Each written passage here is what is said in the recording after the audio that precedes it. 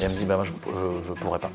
Et elle se barre. Et donc elle me laisse tout seul au milieu de mon restaurant avec 50 couverts le midi, 50 couverts le soir. Et donc là, je me mets à pleurer comme un con au milieu de mon restaurant, à me dire comment je vais faire. Donc en plus, tu as deux casquettes, la casquette de chef et la casquette de chef d'entreprise. La schizophrénie, elle est violente. Hein. Et moi, ça me manque. Moi, j'adorerais arriver le matin au restaurant et me dire je n'ai qu'une chose à faire, c'est cuisiner. J'adorerais. C'est une agence de voyage culinaire. L'idée, c'est de découvrir une destination, de partir en voyage. Et c'est de découvrir le pays via sa gastronomie. Trop bien. Parce que le facteur temps, pour toi qui a plus le temps de cuisiner, enfin nous tous qui ne pouvons pas prendre du recul sur notre propre boîte parce qu'on est trop dans le rush permanent, je sais que pour moi, personnellement, c'est le plus gros problème. La réflexion qu'on a en ce moment et le problème qu'on essaie de craquer, c'est jusqu'où est-ce que doit aller la patte, la signature de la marque, jusqu'où elle doit être personnalisée. Mais du coup, comment est-ce que tu arrives, alors que ton métier c'est de nourrir des gens, comment est-ce que tu arrives à faire exister ta marque autrement qu'en les faisant venir dans ton restaurant? On est 3 fondateurs. Et ça fait 6 ans? Et ça fait 6 ans, ouais. Ok. Et ça s'appelle comment? Enfin, ça fait 4 ans, pardon. 4 ans. On est 6 et ça fait 4 ans. Et ça s'appelle 3 associés. Et ça s'appelle comment, pardon? Mio &Co. Mio &Co. Ok. Ouais. Et vos clients, c'est qui par exemple? Nous, on est vraiment sur les entreprises de 50 à 5000 personnes. Ok. Et on s'occupe de tout ce qui est les accompagner dans leur phase de croissance, donc croissance équilibrée, c'est-à-dire qui va amener de la performance, donc de la croissance financière, mais tout en s'assurant que les collaborateurs y trouvent leur compte. Ok. Moi, je travaille avec les grands comptes avant, et c'est pour ça que de toute façon, à notre échelle, on ne peut pas adresser les grands comptes, et que de toute façon, nous, ce qui nous intéresse, c'est de définir la stratégie et de l'exécuter. Ce qui est quand même différent, parce qu'il y a des cabinets qui sont spécialisés sur la définition de la stratégie. Et qui ensuite délivrent une copie et... T'as la roadmap, t'as le PowerPoint et voilà, allez-y, courage. exécuter. Ouais. Voilà, bon courage. Nous, c'est pour ça qu'on s'appelle des coéquipiers et pas des conseillers. Okay. Mais d'où cette importance de communication, dans ce monde dans lequel il y a des très très gros et ensuite il y a plein de petits. Qui proposent soit de la performance commerciale, soit de la performance interne de cohésion, de management, de communication. En fait, il y a pléthore d'acteurs. Et nous, en fait, on a décidé de se spécialiser non pas sur une expertise, mais sur une typologie de société. C'est vraiment les sociétés qui passent un cap. Qui passent un cap, mais jusqu'à 5000 personnes, parce qu'au-delà de 5000 personnes, on s'est aperçu qu'on ne pouvait vraiment pas opérer ce changement dans l'exécution, on n'est pas suffisamment gros. Moi, dans une autre vie, j'ai travaillé chez Full Six. D'accord.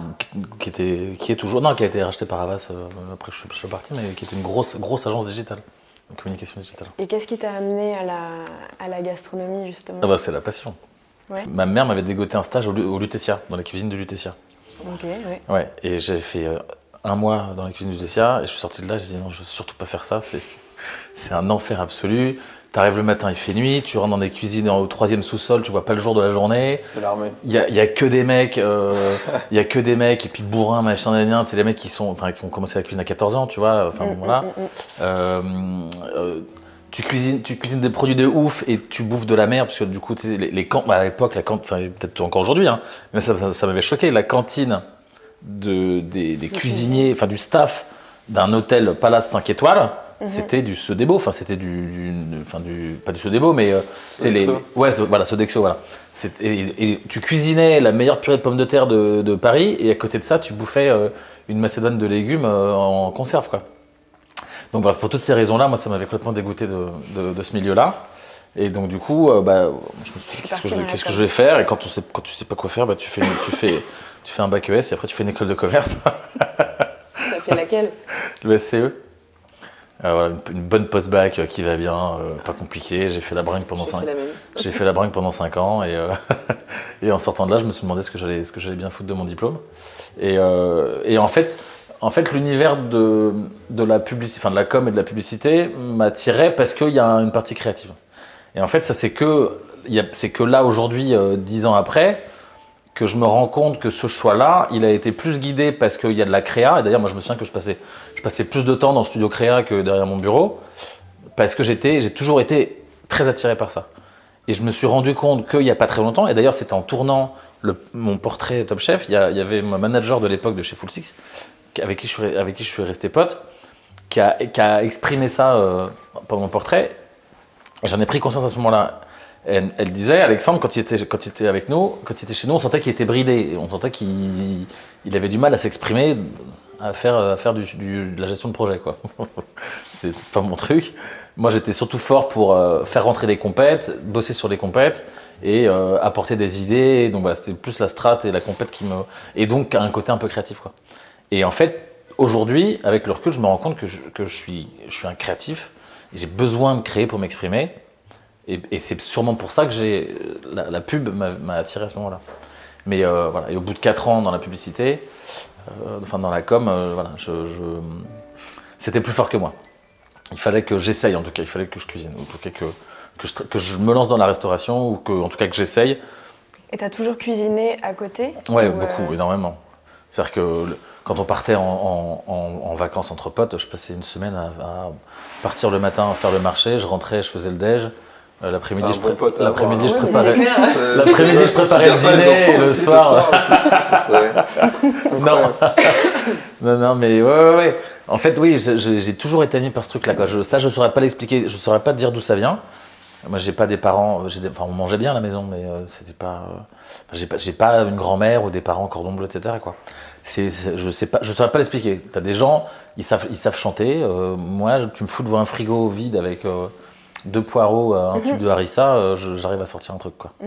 T'aimes bien manger aussi de base, donc ça. Et voilà, ça crée exactement. Aussi, Et ça, et aussi, je pense que j'ai des souvenirs, moi, d'enfance et d'adolescence, des grandes tables du dimanche, tu vois, où t'as les oncles, les tantes, les cousins, les trucs, les machins, et on passait des heures à table. Enfin, en fait, tout le process. Enfin, l'art de la table est rentré au patrimoine immatériel de l'UNESCO il y a pas longtemps. Enfin, l'art de la table français. Et ça démarre de l'apéro jusqu'au café, quoi. Et en fait, tout ce truc-là qui dure des plombes, il y en a que ça emmerde royalement. Moi, c'est des moments que je chéris énormément. C'est la convivialité. Exactement. Et surtout en France, quoi. Passer du temps à table, en fait, je trouve que c'est des rares moments où tu peux vraiment passer du temps avec des gens, avec ta famille, avec des amis, et puis rentrer vraiment dans des. Et puis même, ça démarre même avant, en fait. Ça démarre quand tu prépares le repas, tu vois. Genre la cuisine. La cuisine est de plus en plus, elle s'est ouverte, on a pété les cloisons et tout, et c'est pas pour rien. Les odeurs, les couleurs. Exactement. Et en fait, tout ce processus, préparer un déjeuner, en final, ça te prend une journée entière, quoi. Même plusieurs jours à l'avance. Mais ouais, c'est vrai, c'est les vrais moments de partage. Et en France, on a cette chance d'avoir cette culture-là. Qui n'existe pas beaucoup, qui existe dans peu de pays dans le monde. On n'est pas les seuls, il y en a plein d'autres. Mais... C'est différent d'un pays à l'autre. Oui. C'est juste que chaque culture a sa manière de manger, d'appréhender le repas. Évidemment. Après, et t'en apprends beaucoup justement sur la culture d'un pays via sa cuisine, quoi. Il y en a c'est plus riche que d'autres. Tu vas en Allemagne, en Angleterre, c'est pas pareil que... C'est pas pareil, c'est différent, mais... Là, tu dînes à 18. Australie, ils n'ont pas vraiment les Américains, les Américains, les Australiens, ils savent pas bouffer. Tout seul. Je sais que j'avais fait une mission en Australie. J'étais consultant chez Deloitte. Et le midi, bon français, je m'arrête et je dis ok, où est-ce qu'on va manger tous ensemble? Tout le monde me regarde avec des yeux comme ça. Ils avaient tous leur sandwich tout pourri et dégueulasse, qui mangeaient seuls au bureau pendant 15 minutes. C'est triste. Et cette culture-là, elle arrive en France. Moi, j'aurais adoré vivre l'âge d'or de la restauration il y a 15 ans, 20 ans, où, alors on bossait pas à la même allure, hein, c'est sûr, hein, mais où la pause déj c'était 1h30, tu y allais entre collègues, tu sortais de table, t'avais ton petit coup dans le pif, puis tu bossais tranquillou l'après-midi. Bon voilà, c'était pas la perf à l'époque. En même temps, non mais faut dire qu'à l'époque t'envoyais des fax. Sincèrement, quoique. Oui, voilà. C'est dans des moments comme ça qu'on a créé justement Neo Gusto et autour de... Parce que j'ai co-créé Neo Gusto, et c'est autour des déj avec mon associé que l'idée est née. On a passé des heures et des heures à table à manger, à parler de voyage, de cuisine, de gastronomie, d'expérience. Et l'idée est née justement dans ces moments-là, quoi. C'est des moments où tu partages vraiment... Complètement. C'est du voyage culinaire, ça? C'est ça, c'est une agence de voyage culinaire. Ça veut dire quoi ? C'est de découvrir une destination, de partir en voyage, donc sur n'importe quelle destination, mais on a quand même des destinations phares. Ouais. Et c'est de découvrir le pays via sa gastronomie, d'aller à la rencontre des chefs, de partir voir le produit, le producteur, de faire un cours de cuisine. En fait, selon la destination, les expériences qu'on va proposer sont différentes, parce qu'au Japon, tu ne vas pas proposer les mêmes destinations qu'au Mexique ou qu'en Tanzanie. Mais l'idée, c'est de découvrir la cuisine locale, d'aller le plus possible en immersion chez l'habitant. Donc ça peut être du gastronomique, mais ça peut être, l'idée, c'est vraiment le côté authenticité, aller goûter le produit. Et en fait, on part du principe, bon, c'est mitigé mais on part du principe que chaque destination a quelque chose à offrir, même si c'est pas aussi gourmet et aussi élaboré qu'en France, qu'on a quand même une culture culinaire qui est très très riche. Mais même en Angleterre, on pourrait être capable de construire, l'Angleterre c'est quand même particulier, mais on pourrait être capable de créer un circuit autour du tea time. C'est aussi la rencontre des locaux. Oui. Et ils ont des produits riches et chaque destination a plein de choses à offrir, quoi. C'est aussi le produit de base qu'on va aller chercher, la rencontre avec le producteur, aller dormir en fait. Et autour d'un repas, t'en apprends beaucoup sur la culture d'un pays. Au Japon, ils mangent avec des baguettes. Il y a d'autres destinations où ils mangent avec une tortilla. D'autres, c'est avec... nous, on a du pain à table, d'autres, c'est des tortillas. On a tous une manière de manger qui est différente et ça en dit long sur la culture. Je trouve que c'est un moyen fabuleux de découvrir effectivement. Moi, je voyage comme ça de toute façon. Tous les trucs touristiques, il faut faire la photo, machin, etc. Et en fait, je trouve que c'est très bienvenu, moi, ce concept et votre idée, parce qu'aujourd'hui, en fait, ça prend complètement, arrête-moi si je me trompe, mais ça prend complètement à revers les voyages Instagram où il faut faire la photo. C'est ça.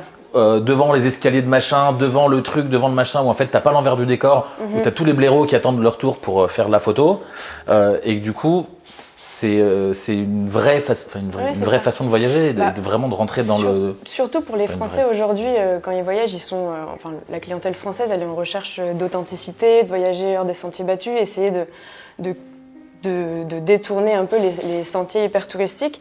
Donc par la gastronomie et la rencontre, tu vas vraiment au local et passer du moment de qualité, partager avec des gens. Parfois, tu comprends pas leur langue, mais tu vas quand même réussir à partager autour d'un repas, autour d'un produit. Et en général, les Français sont quand même des épicuriens dans l'âme. Du coup, mêler le voyage et la gastronomie, ça donne une tournure un peu différente. Et après, c'est pas uniquement, on va pas juste aller manger, mais moi je pourrais. Pas la Tour Eiffel. Je pourrais, mais c'est découvrir les incontournables de la destination, aller chez l'habitant, pourquoi pas faire. On a vraiment plein d'expériences différentes, on va ponctuer le voyage d'expériences différentes selon. Mais c'est du personnalisé, donc on propose des voyages sur mesure, que ce soit du petit groupe ou de l'individuel, des familles, comme pour là des entreprises qui nous ont demandé pour des entreprises faire du voyage avec leurs salariés. Comment tu sélectionnes un resto ? Parce que tout à l'heure, tu parlais aujourd'hui, tu as les photos Instagram, etc. Moi, je trouve que c'est un peu la même chose avec les restos quand même aujourd'hui, où les gens vont plus pour prendre leurs photos que pour ça dépend quel resto. Manger. Oui, évidemment. Mais du coup, comment tu sélectionnes le resto qui n'est pas numéro 1 sur TripAdvisor ? Nous, les restos, c'est vraiment un plus, c'est une recommandation qu'on fait souvent dans le carnet de voyage parce qu'on a été sur place, parce qu'on travaille avec des partenaires sur place qui ont testé, qui ont déjà testé certaines tables, mais c'est pas ce qu'on va vendre forcément. On va pas vendre des restaurants, on va recommander, mais ce qu'on va vendre, c'est des expériences, un cours de cuisine avec un chef étoilé ou pas, parce qu'on fait pas que du gastronomique, c'est vraiment le côté authentique. On va faire, il y a un guide qui va te faire un street food tour pour vraiment aller goûter, je sais pas, au Vietnam, les soupes locales, au Mexique te faire à la capitale un street food de tacos pour aller goûter tous les tacos, mais c'est l'explication qu'il y a derrière et on va te choisir la bonne taqueria où tu vas aller goûter les tacos. Ça peut être une visite de producteur pour voir comment tu produis, je sais pas, la tequila, là je parle du Mexique, mais parce que j'en reviens, donc ça va être aller faire, par exemple en Argentine, la tradition, c'est l'assado, le barbecue vraiment à l'Argentine, mais le goûter dans un restaurant et aller le vivre en haut de la cordillère des Andes avec des locaux après une rando, ça n'a pas la même saveur que quand tu manges dans un resto à la capitale, quoi. Le tourisme, c'est une très bonne chose, jusqu'à un moment où ça dessert le propos, le pays dans lequel tu vas. Et du coup, est-ce que vous avez envisagé de pas du coup rentrer dans des schémas de circuit type et de rentrer dans le cliché du il faut aller bouffer dans ce taco-là, prenez, tu vois. Après, on fait du sur-mesure, donc on s'adapte vraiment aux envies des clients. Donc il n'y a pas un seul voyage qui va se ressembler. Bon, il y a quand même certains itinéraires phares parce que on doit mettre en avant forcément des circuits et des itinéraires. Mais déjà, on essaie de sortir des sentiers battus. Là, je vois, on a construit un séjour au Mexique co-construit avec un chef, Éric Guérin. Et on est parti dans des régions qui sont beaucoup moins visitées. On n'est pas allé dans le Yucatan. En fait, il est parti en 2019 au Mexique, accompagné avec le festival Que Gusto. C'est un festival culinaire. De gastronomie mexicaine. Et on est parti dans des régions à Puebla, Veracruz. Il a fait ce voyage-là il y a quelques années. Et on a reconstruit l'itinéraire qu'il a fait, où il est parti rencontrer les chefs sur place, voir comment ils produisaient les produits locaux. Et on a essayé de reproduire cet itinéraire-là. Donc tu es hors des sentiers battus et il n'y a aucun voyage qui va se ressembler parce qu'on s'adapte vraiment à la carte. À la carte. Et tu fais comment si quelqu'un veut partir au Mexique ou en Inde et te dit j'aime pas la nourriture épicée? Après, nous, on vend pas. Notre promesse. Mais c'est comme un client qui va dans un resto de viande et qui dit je suis végétarien. Enfin, il y a un moment. L'idée, nous, on lui promet pas que ça va lui plaire. On lui promet que ça va être authentique. C'est authentique et local. Et l'idée, c'est de lui montrer ce qui se passe vraiment dans la destination, ce qu'il mange et une expérience plus que si son palais, si ça lui plaît pas, ça c'est pas dans le contrat en tout cas. Mais c'est ça qui est génial aussi, je trouve, le voyage et la gastronomie, c'est que c'est un vrai lâcher-prise, quoi.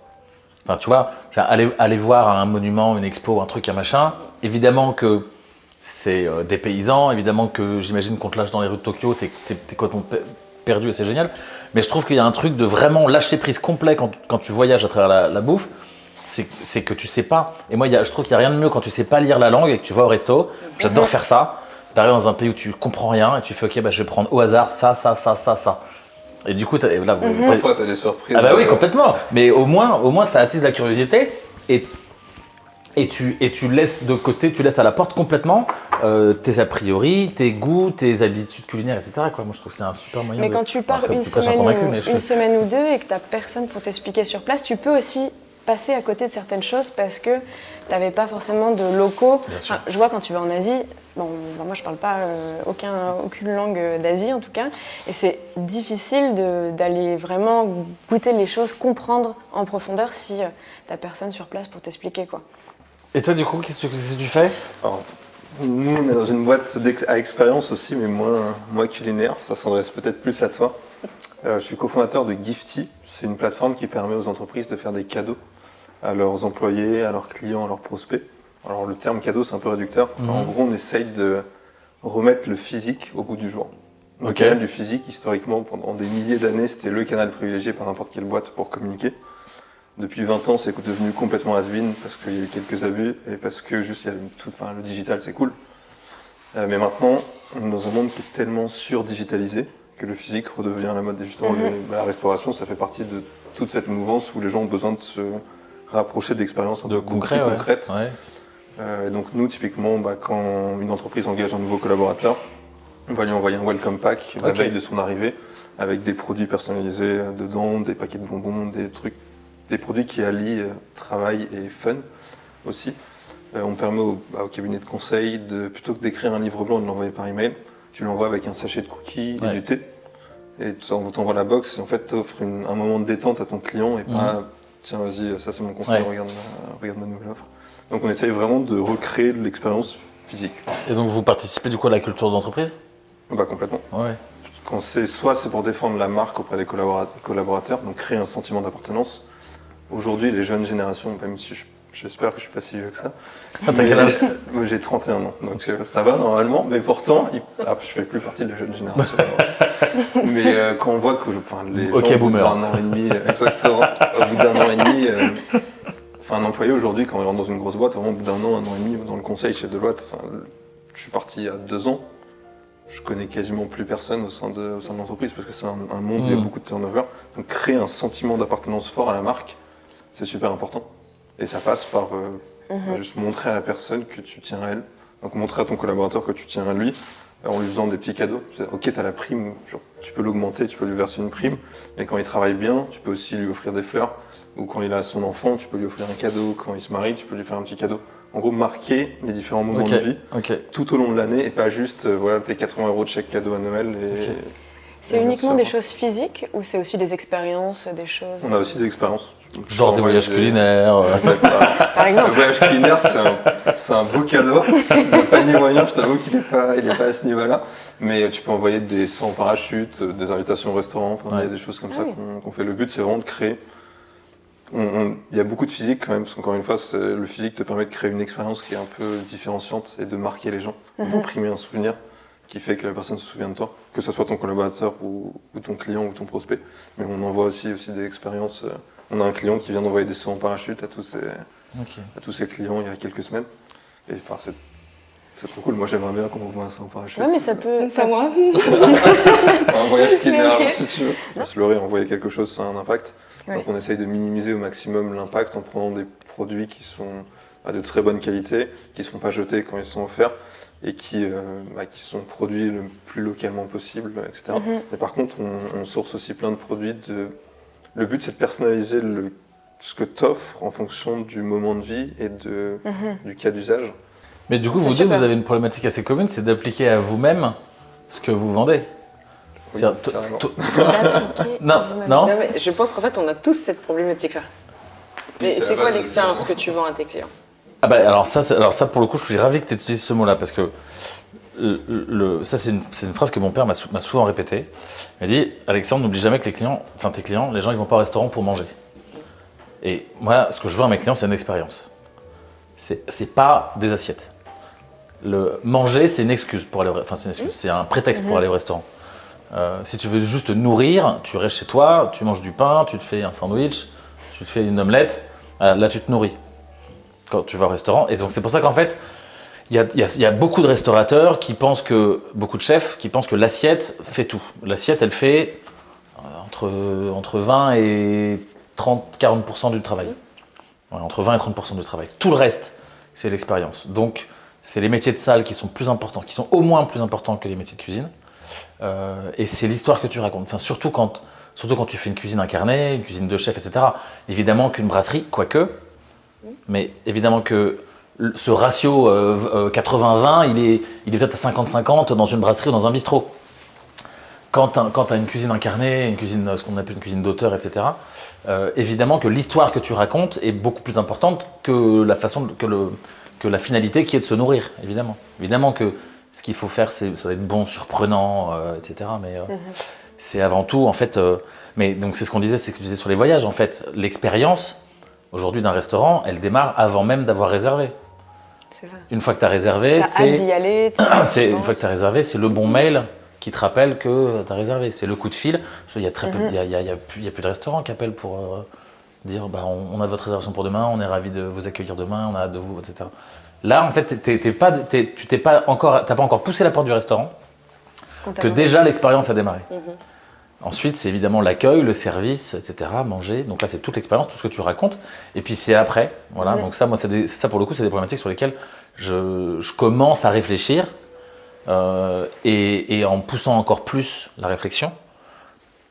On en parlait tout à l'heure du télétravail, de la crise de la restauration. Je veux dire, la restauration il y a 30 ans, c'était pas la même que celle d'aujourd'hui. Et moi, je réfléchis, enfin j'essaye, quand j'ai un petit peu de temps, de réfléchir là-dessus. C'est comment pousser l'expérience en dehors du restaurant. Aujourd'hui, il y a moins en moins de gens qui vont au restaurant, d'autant plus quand tu fais de la cuisine un peu poussée, etc., de la cuisine d'auteur. Comment est-ce que ta marque, et donc là on en arrive en fait à ce sujet qui nous lie tous, qui est ton identité de marque.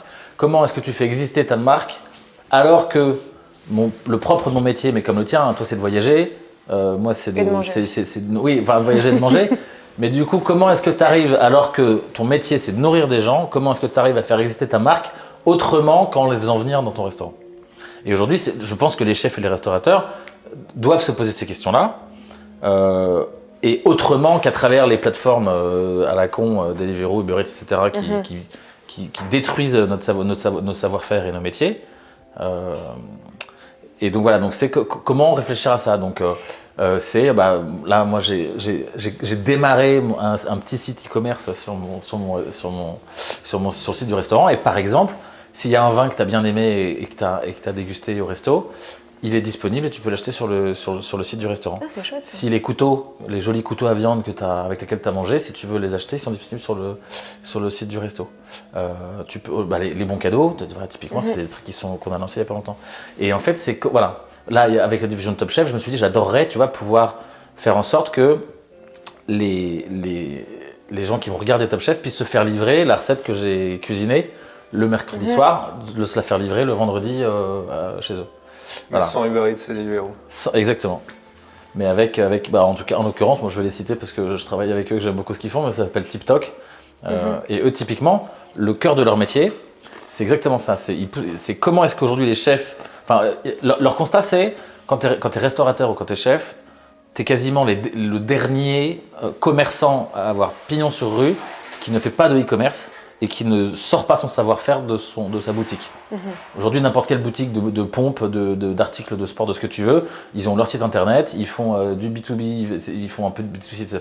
Ils arrivent à développer leur business en dehors de leur boutique physique. Il y en a certains, je me souviens que j'avais appris à la mort de Paul Bocuse qu'il avait des centres commerciaux entiers. Ah oui, mais ça reste du physique. Oui. Ça reste du physique. Après, je sais pas si la réflexion de TikTok, c'est de dire comment est-ce que les chefs, et en fait aujourd'hui les chefs c'est les meilleurs prescripteurs. Je veux dire, moi là on a fait un essai en hiver avec la truffe, tu vois. Je sais très bien que mes clients, ou les gens qui suivent mon travail, ils seront plus enclins à commander de la truffe de mon fournisseur à moi que j'utilise au restaurant et de la commander sur mon site, plutôt que d'être largué aux Galeries Lafayette Gourmet et de se dire est-ce qu'elles sont bonnes, est-ce qu'elles sont pas bonnes, est-ce qu'elles sont pas trop chères, est-ce que je me fais avoir et tout. Et aujourd'hui, nous, chefs, on est prescripteurs et il faut pouvoir utiliser ce pouvoir de prescription auprès des gens qui nous suivent, qui aiment notre travail, pour les conseiller au mieux. Et ça nous permet, nous, de poursuivre, ça permet à nos clients de s'offrir un petit bout d'expérience. Moi encore, ce que je fais au restaurant, ça reste abordable, mais il y a plein de gens qui ne peuvent pas se payer un dîner à l'Arpège chez Rampassard ou chez Guy Savoy, etc. Et qui, en achetant une connerie, alors pas en porte-clés, tu vois, mais tu vois, voilà. Donc ça, c'est des réflexions qu'on essaie de pousser en tant que chef. Il y en a qui sont bien en avance, et ça demande du temps, ça demande de sortir la tête du guidon. Et quand en plus et ça pour le coup, moi j'ai une admiration pour les chefs restaurateurs qui font tout. Mais ça, pour le coup, quand en plus tu as deux casquettes, la casquette de chef et la casquette de chef d'entreprise, la schizophrénie, elle est violente. Est-ce qu'il continue de cuisiner tant que ça alors, moi, je sais que je cuisine très peu dans mon restaurant. Parce que j'arrive le matin, j'ai mes rendez-vous. Fin des rendez-vous, 11h15, tu déjeunes, et puis tu as ton service qui démarre à midi. À 15h, fin de service. L'après-midi, tu enchaînes les rendez-vous. Ton service du soir, il démarre à 19h30. Et si tu veux pouvoir sortir, enregistrer un podcast, faire tes rendez-vous, aller à la banque, voir ton... Et puis surtout, être restaurateur, c'est le plus clair de ton temps, mais comme tout chef d'entreprise, c'est gérer des merdes. Mais dans un restaurant, c'est changer l'ampoule, la fuite d'eau, c'est gérer les merdes. Donc voilà, c'est vrai que... Mais moi, ça me manque. Moi, j'adorerais arriver le matin au restaurant et me dire je n'ai qu'une chose à faire, c'est cuisiner. J'adorerais. Je continue à créer. Ça, pour le coup, c'est quelque chose que je ne délègue pas et que j'aurais beaucoup de mal à déléguer avec mes équipes. Enfin, c'est-à-dire que c'est pas parce que je suis pas en train de faire la mise en place avec mes équipes que je passe pas du temps avec elles en cuisine, à goûter, à rectifier, à donner la direction. Après, moi, je pars du principe, je suis pas un chef envahissant, autoritaire, qui veut toujours avoir le dernier mot. Au contraire, moi j'ai un management très, très horizontal avec mes équipes, parfois trop, mais j'ai appris aussi à gérer ça. Moi je pars du principe que j'ai des cuisiniers en face de moi. J'ai pas des machines, j'ai pas de fiches techniques, voilà. Moi j'aime bien définir ma cuisine comme une cuisine légumière, donc c'est pas une cuisine végétarienne. Végétarien c'est excluant, alors que légumier ça veut simplement dire moi je suis plus ému par une feuille de chou que par une entrecôte, même si je suis un viandard et j'aime beaucoup la protéine animale à manger. À travailler, moi je prends beaucoup plus de plaisir à cuisiner les légumes. Donc à 80% on cuisine du légume et les 20% restants c'est de la viande, du poisson, issu de pêche responsable, de petits éleveurs, etc. Au restaurant, j'ai 3 macarons écotables, donc on est très engagé à ce niveau-là. J'en fais pas un étendard, ni voilà. C'est simplement que je pars du principe, enfin, je peux pas envisager qu'aujourd'hui on puisse travailler autrement dans la restauration. J'aime pas les discours, encore une fois, excluants qui disent il faut faire comme ci, il faut arrêter de manger de la viande, il faut. Évidemment qu'il y a plein de choses à faire, mais déjà si on rééquilibre un petit peu tout, si on apprend, je dérive complètement du sujet là, mais en même temps c'est un jeu qui me passionne. Mais si simplement à l'école on apprenait aux enfants à cultiver des fruits et légumes et à cuisiner et à bien manger, je pense que déjà dans 20 ans, les caddies, déjà y a les hypermarchés auraient beaucoup moins de clients, les supermarchés encore moins, et en tout cas les caddies des consommateurs. Moi je pense que le caddie c'est le début, en tout cas c'est une des grandes solutions. Je veux dire, aujourd'hui, les gens qui disent j'ai pas assez d'argent, enfin j'ai pas les moyens de m'acheter du bio, tu retires le pot de Nutella, les pizzas surgelées, et tu retires 80% des merdes de ton caddie, et tu t'achètes un poulet avec lequel tu fais 4 repas, tu achètes des légumes avec lesquels tu fais 4 repas, mais ça s'apprend. Donc encore une fois, c'est pas pareil, c'est pas tirer à balles réelles sur les gens qui savent pas ou qui machin, parce qu'évidemment quand on t'a pas appris à bien manger et à cuisiner, mais pareil. Là je suis lancé. j'ai fait il y a pas longtemps dans la classe de mes nièces qui ont 5 ans, hein, c'était à la maternelle, hein, j'ai fait un mini cours sur les légumes, tu vois, et sur la cuisine, et elles sont rentrées à la maison en disant à leurs parents il faut acheter des fruits et légumes de saison sinon on détruit la planète, tu vois, et les parents étaient ravis de ça, tu vois. Quand en 3 clics t'es dans ton canapé et que t'as un burger qui t'est livré, tu vas le grignoter, et puis si tu jettes la moitié, en fait c'est quoi la valeur de ce truc là à tes yeux? C'est rien du tout, c'est 2 clics. Tu finis pas ton omelette, tu vas pas la foutre à la poubelle. Tu vas la mettre dans une boîte et ça te fera le repas du lendemain. Tu vas faire un poulet rôti, il y a quand même rien de plus simple. Tu prends un poulet, tu le mets dans un four. Il y a absolument rien de plus simple que de faire un poulet rôti. Ton poulet, une fois que tu l'auras cuit, tu vas faire le poulet chaud. Le soir, tu vas faire froid avec une mayo. Le lendemain, t'en fais un bouillon et tu te fais un petit bouillon avec des vermicelles. Voilà, t'as 3 repas pour 4 personnes avec un poulet que t'as mis 1h30 au four. Non, mais c'est sûr qu'il y a un gros travail d'éducation à faire, je ne le nie pas, mais le facteur temps... Et peut-être qu'à la place des cours de dessin ou de flûte à l'école, peut-être que si on leur apprenait à cuisiner, peut-être que, voilà, je dis pas que jouer de la flûte, c'est pas important, mais ça sauve pas la planète. Mais je trouve que le facteur temps, que ce soit pour les gens à qui tu cherches à éduquer, ou pour toi qui a plus le temps de cuisiner dans tes équipes, ou toi qui peux pas... Enfin, nous tous qui ne pouvons pas prendre du recul sur notre propre boîte parce qu'on est trop dans le... on est dans le rush permanent. Je sais que pour moi, personnellement, c'est le plus gros problème. C'est le temps, la gestion du temps.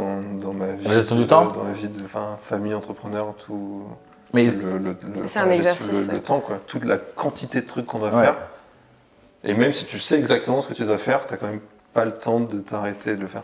Mais est-ce que vous, parce que je parlais de schizophrénie et de double casquette, mais j'imagine que pour vous c'est pareil. Est-ce que vous avez les mêmes problématiques de me dire ok, je suis à la fois chef d'entreprise, donc j'ai tout le côté admin, gestion, strat, etc. Et il y a un moment peut-être que vous aussi vous devez délivrer. Ou vous avez passé le stade. Non, mais vous avez passé le stade de délivrer concrètement votre cœur de métier. Je ne lâcherai jamais la production. C'est ce qui me fait vivre, c'est ce qui me fait vibrer. Oui. Par contre, en effet, c'est là où j'atteins un plafond de verre. C'est-à-dire qu'à un moment donné, il y a aussi l'entreprise à gérer. Mais là, c'est là où nous, on est 3 associés. Et en fait, on s'est extrêmement bien réparti les tâches. Et en fait, je fais pour Mio ce que j'aime faire. Vous êtes tous à plusieurs, ouais. Mais ça te sauve la vie. Moi, aujourd'hui, avec le recul, je me dis, mais à quel moment je me suis dit, t'inquiète. Je vais tout faire tout seul. Parce que t'es tout seul maintenant, tu nous as dit que t'avais... J'ai des investisseurs, mais qui sont sleeping, qui sont même très sleeping, mais c'est très bien, c'est ce que je leur demandais. Du coup, dans la prise de décision, t'es tout seul. Il y en a certains qui, à un moment donné, il n'y a pas longtemps, là, ont été déranging, donc du coup, on les a sorting. Mais déjà, t'as réussi. Ouais. À les sortir ? Ah oui. Bon, en même temps, après, j'en parlerai pas trop, mais... C'est un miracle que je suis encore ouvert aujourd'hui. Alors quand je dis un miracle, c'est à force de... Voilà, j'ai rien lâché, j'ai vécu des moments très très difficiles, j'ai perdu des amis, des associés, des machins, bref. Il y a un matin où je me pointe au resto, j'ouvre le resto et j'ai mon chef qui avait un souci de famille, un mec qui n'était pas là, un autre, mon sous-chef l'avait fait virer une semaine avant parce qu'ils s'entendaient plus avec lui, Et il me restait juste une chef de partie, elle se pointe le matin et je lui dis un tel est pas là, un tel est parti, un tel est malade, un tel est truc. Et là, elle fait demi-tour et elle me dit moi je pourrais pas. Et elle se barre. Et donc elle me laisse tout seul au milieu de mon restaurant avec 50 couverts le midi, 50 couverts le soir. Et donc là, je me mets à pleurer comme un con au milieu de mon restaurant, à me dire comment je vais faire. Omelette pour tout le monde. Comment ? Omelette pour tout le monde. Et poulet. Avec du pain. C'est là que voilà. Et vraiment, et là je me dis comment je vais faire. Et donc c'est là où un associé, ça m'aurait fait du bien. Mais ceci dit, j'ai eu encore mieux que ça. J'ai mon plongeur, Souaïbou, il s'appelle, Momo. Il est arrivé à 9h30, il me voit dans cet état-là, et il me dit, mais chef, il me tape dans le dos, il me dit, chef, pas grave, ça va le faire, moi je suis là. Et en fait, juste ça, tu vois. Mais c'est ton associé, en fait. C'est mon plus vieil employé, c'est le premier que j'ai recruté. C'est quasiment le seul que j'ai augmenté en 3 ans. Et j'étais trop fier de l'augmenter il n'y a pas longtemps. Donc j'ai encore eu mieux qu'un associé, c'est le mec le plus infaillible de mes équipes. Et quand ton plongeur te tape dans le dos et te dit c'est bon, ça va le faire. Et le midi, j'ai fait 50 couverts que avec lui. Et le soir, on a un extra qui était là et on a fait 50 couverts à 3. Et je sais plus pourquoi je dis ça. Oui, les associés, ouais. Mais tu vois, lui par exemple, il y a un sujet qui arrive en signal quand même certainement fort, dont on parle pas mal, mais dont la mise en œuvre est quand même assez limitée, c'est le partage de la richesse. Tu vas voir où je veux en venir. Cette personne-là, qui au final, quand tu dis je suis tout seul, au final ce jour-là, dans la plus grande détresse, t'étais pas tout seul. Non. Le mec, il est resté sur le pont. Ouais. Enfin, le mec, pardon, le monsieur, ou voilà, en tout cas, voilà. Donc, puisque j'ai plus son prénom. Momo, c'est ça ? Souaïbou, mais son petit surnom, c'est Souaïbou, il était là, il était présent, il a été... Enfin, franchement, je sais pas si c'est rare, mais en tout cas, c'est hyper notable, l'action qu'il a faite, tu vois. Et je me dis, au final, un associé, est-ce que ça a besoin d'avoir des parts ? Enfin, je veux dire, pour moi, il a eu un comportement d'associé. Complètement, c'est pour ça que je racontais cette histoire-là. Et donc, est-ce que dans ta tête, tu te dis, est-ce que demain, ça pourrait être mon associé, vraiment ? Mais typiquement, il mériterait. Et en fait, je m'étais jamais posé la question. Mais maintenant que tu pointes le doigt là-dessus, ce serait... Enfin, je vais me pencher sur la question, quoi. Parce que, en fait, de tous mes collaborateurs, il fait partie de ceux qui mériteraient le plus, quoi. En fait, techniquement, faire la plonge, il y a plein de gens qui peuvent le faire. Mais au niveau humain, faire la plonge comme il le fait, connaître les gens comme il le fait, le fait de savoir que lui, il sera là le jour où c'est en galère, le fait de transmettre même oralement, parce qu'à mon avis, il doit communiquer beaucoup quand t'es pas là. Enfin, ton métier, c'est un métier de transmission. Donc les gens qui au quotidien parlent de l'entreprise, et dans n'importe quelle entreprise, on a ces gens-là qui sont là, qui parfois prennent la forme d'une secrétaire ou parfois de Martine qui est à la compta. Mais tout le monde la connaît, Martine à la compta en fait. Mais Martine à la compta, techniquement, ce qu'elle fait, elle pourrait être interchangeable par n'importe qui. Sauf que tu changes Martine, tu changes la culture de la boîte. Et Martine, elle connaît les anniversaires de tout le monde. Tu vois, et en fait, soit on regarde, moi j'aime bien analyser donc il y a les hard skills. Ça lui va très bien à Martine comme prénom, à cette personne-là. Je vais dire, tu sais quoi ? Martine a toujours une petite attention, tu sais, pour venir te voir en disant je fais une cagnotte. Voilà, sauf que ça fait plaisir. Voilà, et tu vois, puis comme ça, après, elle va voir sa RH ou son CSE qui a souscrit un abonnement chez Gifty. Voilà. Donc, t'as les hard skills qu'on regarde tout le temps, t'as les soft skills, heureusement qu'on commence à regarder un peu en entreprise. C'est quoi Mais après, il y a, moi, ce que j'aime bien, c'est la mad skills. Dont on parle, la mad, le côté un peu fou. T'as des gens qui sortent du lot parce qu'ils ont un trait de caractère, de bienveillance, de générosité, de créativité. Tu sais, t'as toujours le fou, tu sais. Le blagueur aussi. Le blagueur, exactement. Mais tu retires le blagueur d'une équipe. Ah oui, non, ça te flingue l'esprit d'équipe. Ce qu'on aime faire, c'est au-delà de parler du concept, parler de nos itinéraires, parler des expériences, mettre en avant les personnes qui vont faire partie en fait de ces expériences-là de voyage. Aller mettre le petit producteur local. Je vais encore reparler du Mexique, mais dans chaque destination, on a vraiment des éléments clés, des personnes clés qui vont faire que l'expérience de voyage et l'expérience culinaire est vraiment hors du commun. Et on essaie, là on en commence tout juste, parce qu'on est encore une petite agence, mais l'idée c'est de créer un blog. Là on a créé sur notre page web pour le référencement, mais de mettre en avant ces profils-là, de faire des interviews, de les mettre en avant, de les valoriser, et par la même occasion, du coup, tu valorises le patrimoine culinaire et leur valeur ajoutée, quoi. Et justement, c'est typiquement sur ton site, pourquoi pas mettre en avant ces personnes qui sont moins... Tu vois, il y a pas longtemps, je crois que c'est la première fois que je l'ai fait, j'ai fait un post sur Insta en parlant de Swahibou justement. Et d'ailleurs, il a cartonné. Ah oui. Et je me rends compte, ce qui est terrible, je suis chef, moi quand je poste des photos de plats, elles marchent 10 fois moins que des photos d'humains. Nous, c'est pareil sur LinkedIn. Dès qu'on a besoin de faire du like, il y a un membre de l'équipe, Jules, qui correspond à tout ce que vous venez de dire d'ailleurs, et qui est notre premier CDI à qui on a donné le départ. Dès qu'on met sa photo sur LinkedIn, on explose tout notre compteur de like et tout est... Non, mais dès que tu humanises, parce que c'est différent. Il a un capital sympathie. Le plus gros capital sympathie du monde. Et juste, oui, ça humanise. En gros, tu vois l'équipe. C'est ce qui fait aussi que les gens aiment beaucoup travailler en start-up souvent, c'est que tu as ce côté très humain où c'est moins ton grade, c'est plus ce que tu apportes à l'entreprise et ce que tu as pas en salaire, tu pourras potentiellement être impliqué via des parts, et donc ça devient ton entreprise et ça change complètement la vision des choses, ton implication. Et pour rebondir sur ce que tu disais, de mettre en avant donc les gens comme ça, je trouve qu'en ce moment il y a un besoin de traçabilité et pas que sur les gens. Et savoir qui il y a derrière le produit. Qui met les produits, d'où vient la matière première, qui a fabriqué, dans quelles usines, et c'est quelque chose dans la mode typiquement en ce moment qui explose.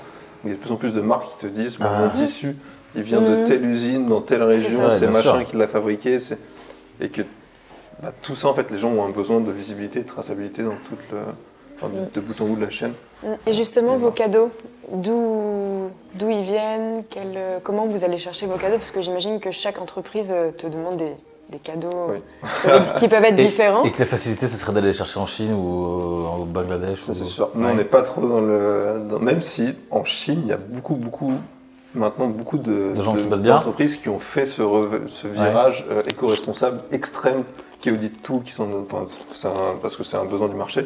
Mais nous, vraiment, la plupart de nos cadeaux, c'est du Made in France, où on fait travailler beaucoup. Alors, il y a des jouets en bois, marques, mais il y a aussi, il y a beaucoup il y a des grosses marques évidemment, mais il y a aussi, on passe beaucoup de temps à sourcer des producteurs, des petits artisans ou des producteurs qui bossent plus en B2C, mais vraiment qui eux ont les mêmes valeurs que nous en fait, de fabriquer en France à partir de matières qui sont nobles ou que tu peux tracer avec un impact limité sur l'environnement.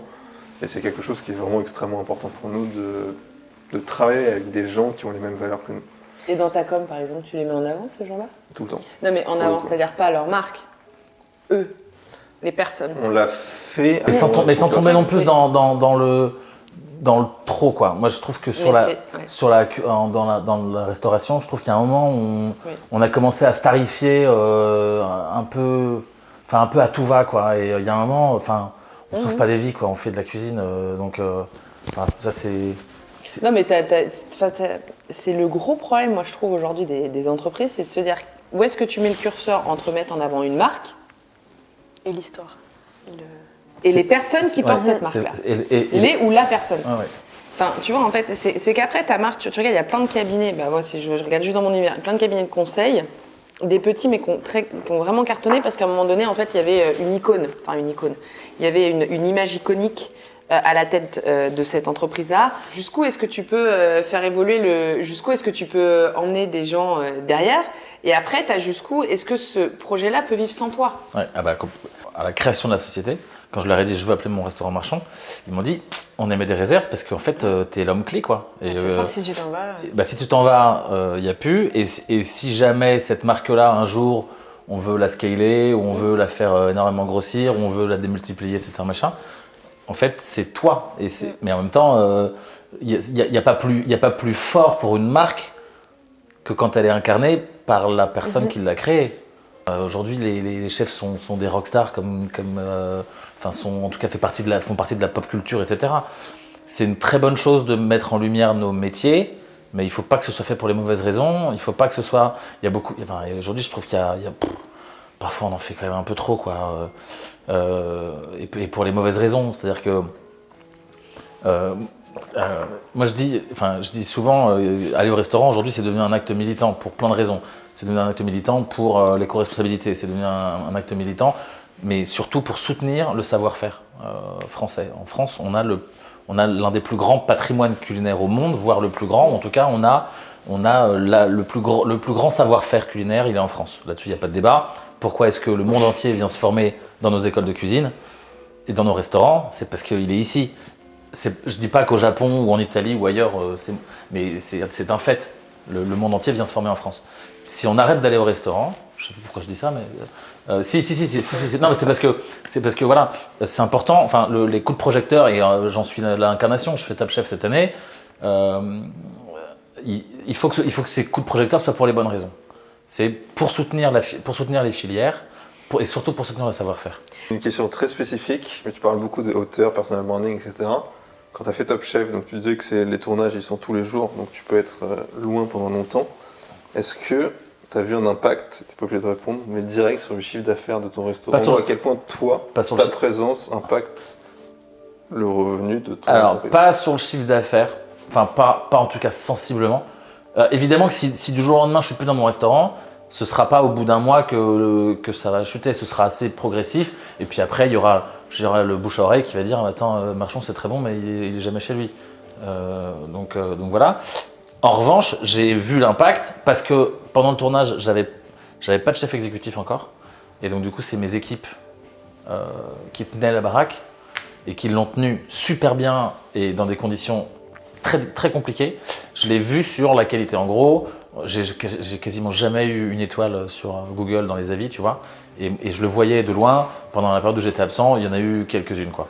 Et ça m'a vraiment. Ça, c'est le problème de porter, d'avoir quasiment une personne qui porte toute la marque. Complètement. Et même dans le service, souvent aussi, c'est ça. C'est que si c'est toi qui fais ta mission pour ton client, là, et d'un coup, tu n'es plus là.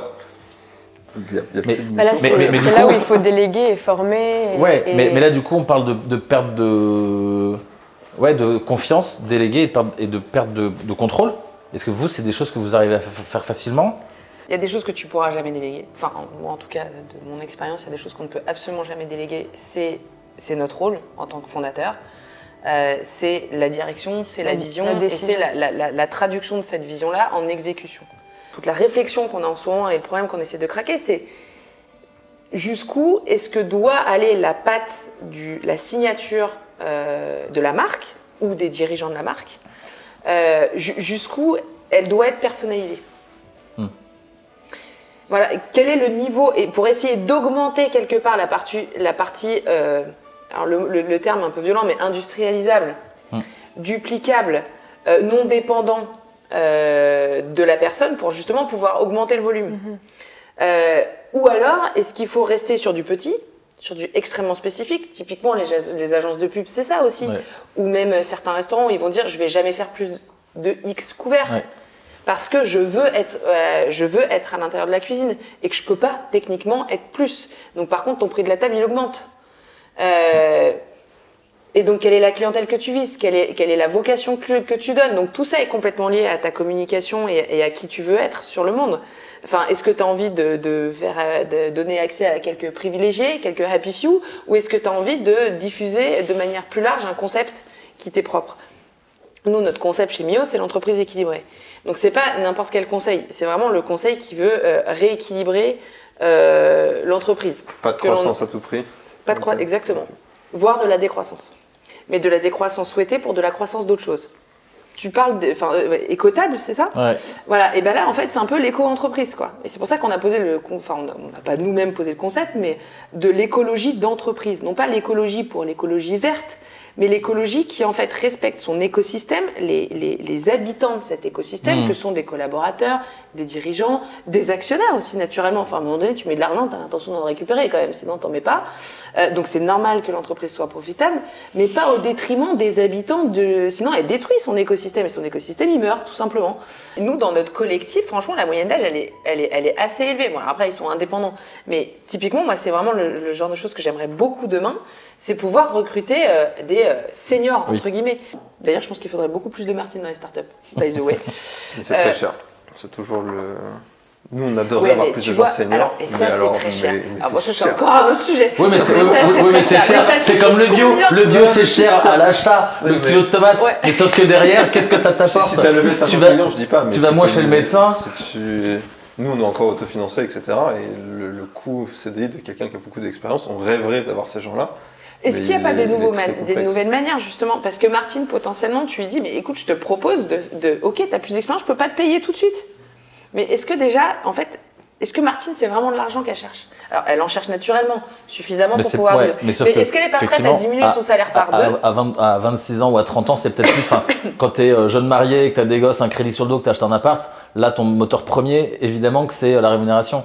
Peut-être que quand tu as 55 ans et que c'est peut-être autre chose que tu vas chercher, c'est peut-être justement bosser avec des plus jeunes, la transmission, exactement. Exactement. Ouais. Et qui dit qu'après, quand l'entreprise s'est développée, c'est un pari aussi qu'elle peut faire Martine, parce que ses enfants, ça y est, sont grands, ils sont autogérés.